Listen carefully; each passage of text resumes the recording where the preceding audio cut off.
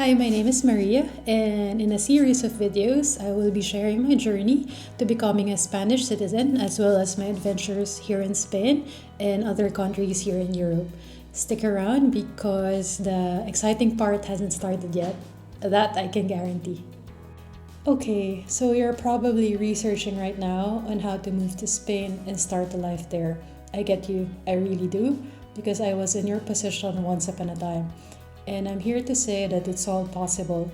And you probably know this, or maybe you don't, but as a Filipino, you can acquire Spanish nationality just after 2 years of legal residency.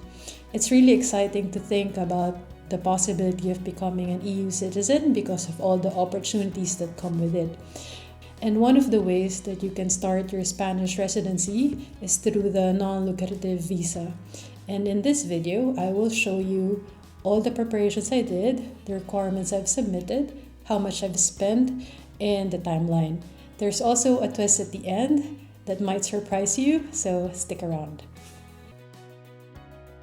First things first, why did I choose the non-lucrative visa? Like many of you, 2020 changed everything for me.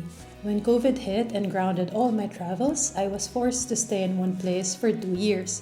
I had so much time on my hands that all I can do at that time was work. So during my downtime, I researched everything I could about moving to Europe permanently as a Filipino citizen.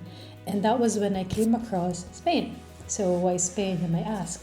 Because as I've mentioned earlier, Spain offers a unique fast track to citizenship for Filipinos, also for citizens of Latin American countries and Portugal, I think.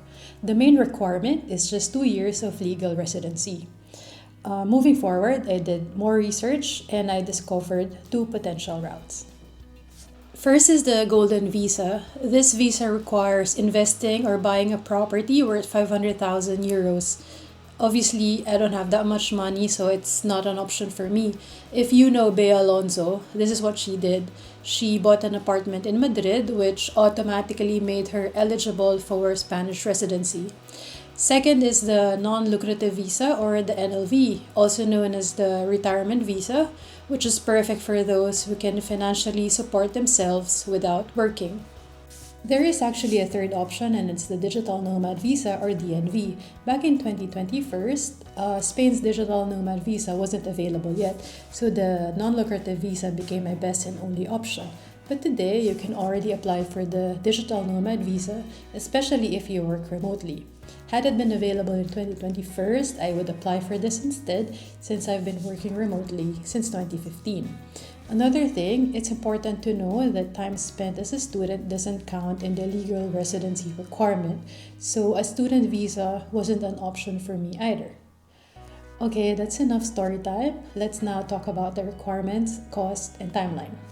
Applying for the non-lucrative visa is time-consuming and takes serious preparation. To give you an idea, here's a full list of all the requirements I've submitted to the Spanish consulate for the non-lucrative visa.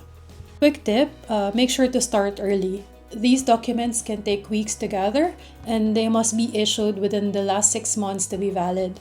Double check all requirements on the official website to avoid surprises. Now let's talk money because applying for this visa isn't cheap. Here's everything I spent for my application. NBI clearance, 130 pesos. Birth certificate, 330 pesos. Apostille, 200 pesos. It's 100 pesos per document, which is the birth certificate and the NBI clearance. And then there's the medical certificate that should be DOH authenticated, which costs 4,000 pesos. And then there's health insurance that is valid in Spain and it costs 20,800. And then translation fees, it's around 6,000 or 3,000 pesos per page. And then the application fee, which costs 4,140. All in all, I have spent around 35,600 pesos. Again, the total cost can vary depending on your circumstances, so plan accordingly.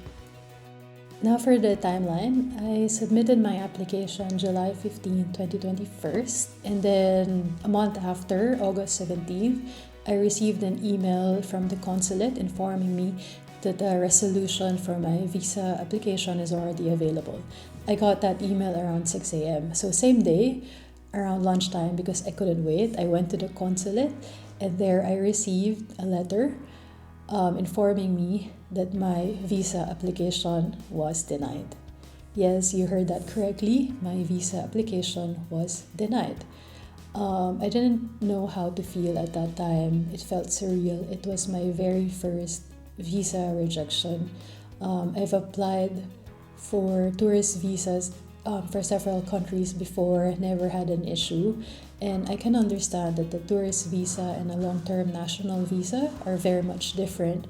But I mean, it still feels different getting a visa rejection. It made me think, like, so this is how it feels to get a visa rejection.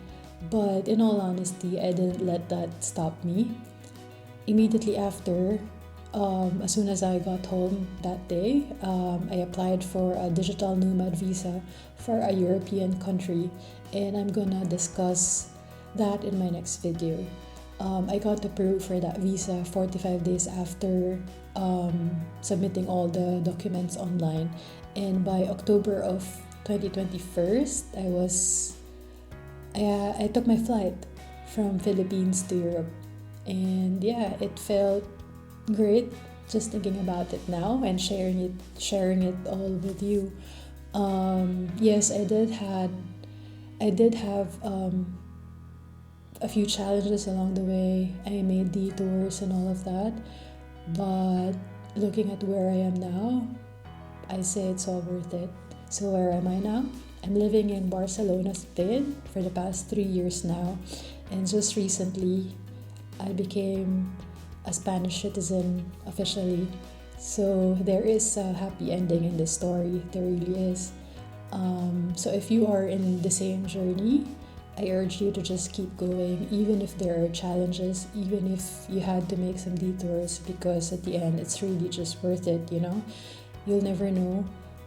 You apply for a visa now, and then a few months after, you're living your best life in Spain or wherever it is that you want to move. Just keep going, and don't let anything stop you. Yeah, that's it. Thanks for watching this video. If you ever have questions, please email me. I'd love to help.